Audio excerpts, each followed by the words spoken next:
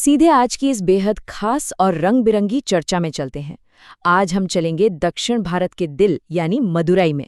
और सच कहूं तो चमकीले गुलाबी, गहरे नीले और गेंदे के फूलों वाले सुनहरे रंग बिल्कुल उसी ऊर्जा को दर्शाते हैं जो इस शहर की रग-रग में दौड़ती है।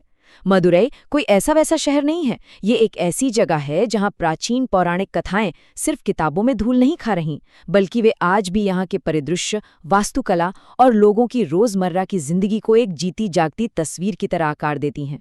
जरा सोचिए, अग्नि से जन्मी 3 स्तनों वाली एक योद्धा राजकुमारी किसी 2000 साल पुराने शहर की वास्तुकला की नींव कैसे बन सकती है? सुनने में किसी हॉलीवुड की फैंटेसी फिल्म का प्लॉट लग रहा है ना? लेकिन असल में मदुरई की तो पूरी नींव ही इसी मूल कहानी पर टिकी है। इसका सीधा सा जवाब मीनाक्षी नाम के एक केंद्रीय पात्र की कथा में छिपा है। उनका पौराणिक जीवन और उनका स्वरूप इस शहर की संस्कृति की धड़कन है। चलिए देखते हैं कि आखिर ये सब हुआ कैसे। मदुरई के बिल्कुल बीचों बीच 14 एकड़ में फैला एक विशाल मंदिर परिसर है और इसका डिजाइन बिल्कुल कमाल का है।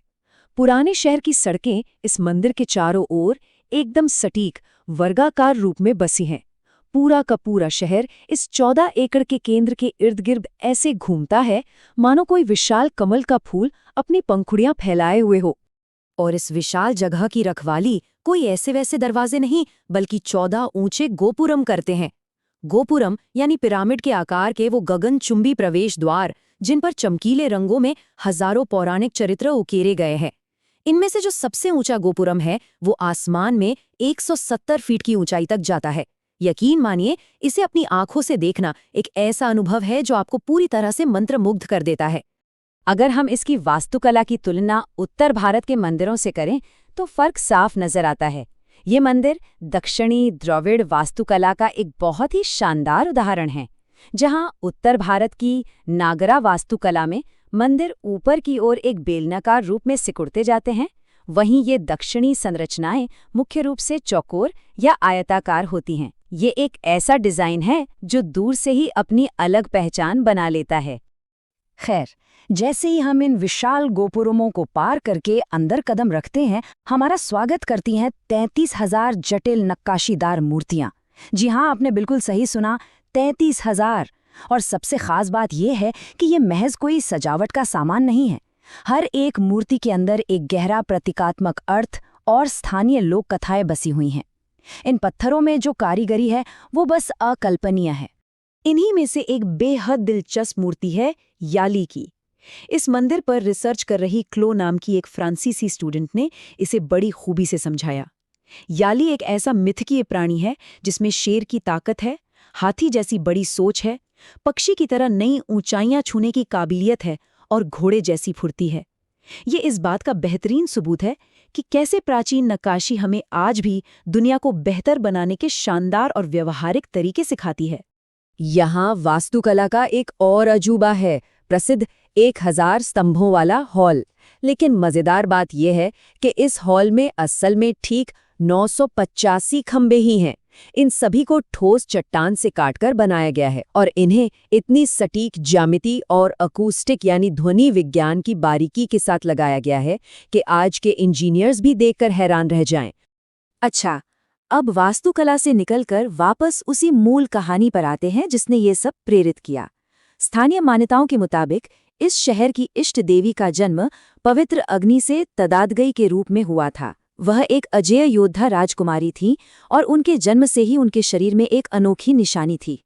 उनके 3 स्तन थे, जो इस बात का प्रतीक था कि वो कोई आम इंसान नहीं बल्कि ईश्वरीय अवतार थीं। और हाँ, स्थानीय लोगों के लिए ये महज कोई पुरानी कहानी नहीं है।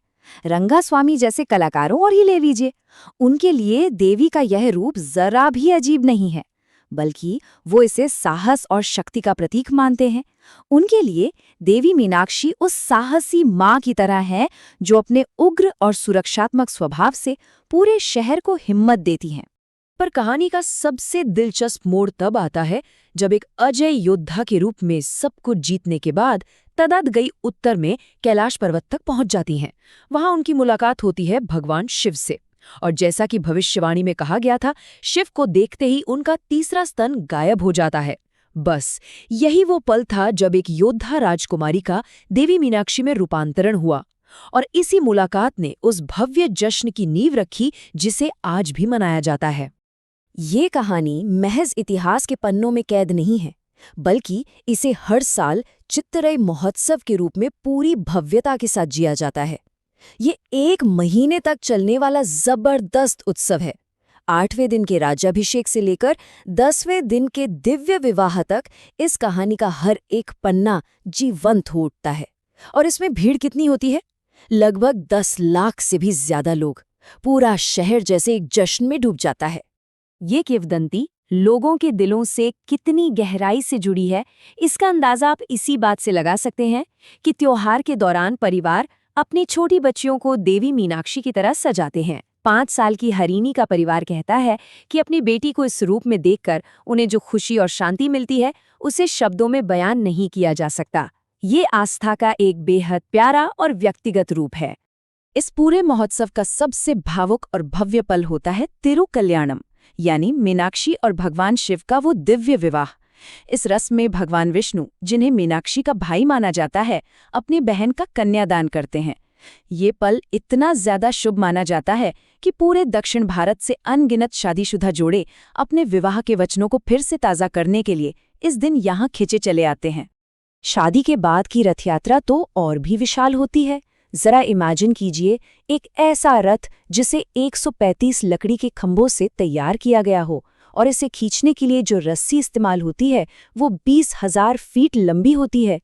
इसे खींचने के लिए किसी आधुनिक मशीन का नहीं, बल्कि हजारों भक्तों के अटूट विश्वास और उनकी शारीरिक ताकत का इस्तेमाल होता है। ये सच में रोंगटे खड़े कर देने वाला नज़ारा होता है। लेकिन रुकिए, इस पूरी भव्यता के पीछे सिर्फ आस्था ही नहीं, बल्कि 17वीं सदी की एक जबरदस्त राजनीतिक रणनीति भी थी। सवाल ये है कि एक राजा ने इस दिव्य विवाह का इस्तेमाल 2 कट्टर प्रतिद्वंदी संप्रदायों को एक साथ लाने के लिए कैसे किया? ये हिस्सा वाकई किसी थ्रिलर कहानी जैसा है। दरअसल राजा तिरुमलाई नायक ने एक मास्टर स्ट्रोक खेला। उस वक्त शिव के उपासकों और विष्णु के उपासकों के बीच काफी टकराव रहते थे। इन दोनों गुटों को एकजुट करने के लिए राजा ने बड़ी ही चतुराई से शिव और मीनाक्षी के विवाह उत्सव की तारीखों को इस तरह खिसकाया कि वो भगवान विष्णु के एक बड़े स्थानीय उत्सव के साथ बिल्कुल सटीक बैठ जाए। इस एक फैसले का असर आज भी साफ दिखता है, क्योंकि राजा ने दोनों उत्सवों को मिला दिया था।